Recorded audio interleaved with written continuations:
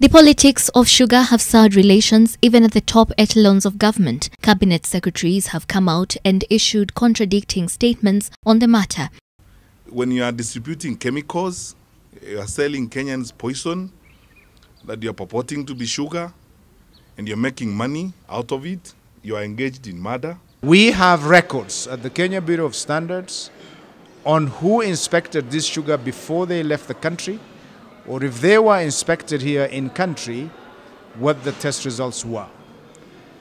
To the best of our knowledge, there is no indication of anything like mercury that has been found in any of those sugars. But just where does the truth lie? Parliament's Joint Committee on Trade and Agriculture will be trying to sift through the mounds of information for even a speck of truth. They have just 7 days. Personally, I would want to understand how that sugar would find itself in Kenya, or who licenses this sugar, whether it was licensed or not, whether it was inspected or not, and how it found itself on the shelves.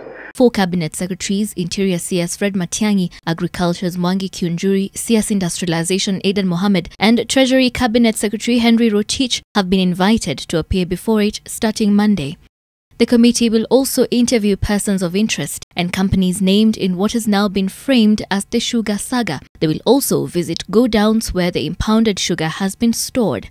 On Thursday, Majority Leader in the National Assembly Aden Duale told NTV in an interview that about 182,600 metric tons of contraband sugar was being secretly held at least 9 different locations in the country. He also wanted Treasury CS Henry Rotich to take responsibility for the influx of contraband sugar in the country, saying that about 100 companies had imported duty-free sugar in 2017. Under what circumstance were this Gazette notice given?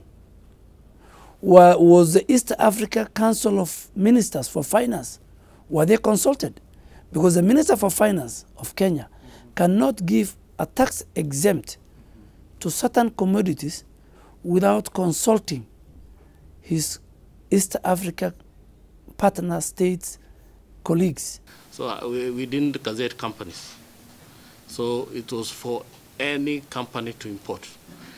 So I'm here to know what the problem is. In Duale's list, West Kenya Company Limited and its subsidiaries were adversely mentioned as the biggest beneficiaries of these duty-free imports. Jaswant Rai, the chairman of Rai Group Limited and West Kenya Sugar Company, in an interview with NTV, denied his firm's involvement in the importation of contraband sugar. I saw the way he was turning the pages. It was a long list, but he's only chosen to highlight my companies, not anybody else.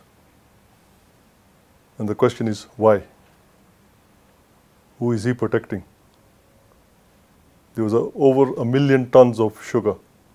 He said West Kenya Sugar Company only imported 18%, representing 185 metric tons of the total imports, blaming his distress on business rivalry. Rai said he will present his dossier detailing in depth the sugar wars to the Joint Committee when he appears before it this coming week. Further production of sugar at the West Kenya Company has been stopped until investigations are complete, after about 59,000 bags of contraband sugar were impounded at its sister company, the Rai Pan Paper in Webuye. The committee will also look into claims that the sugar is unfit for human consumption.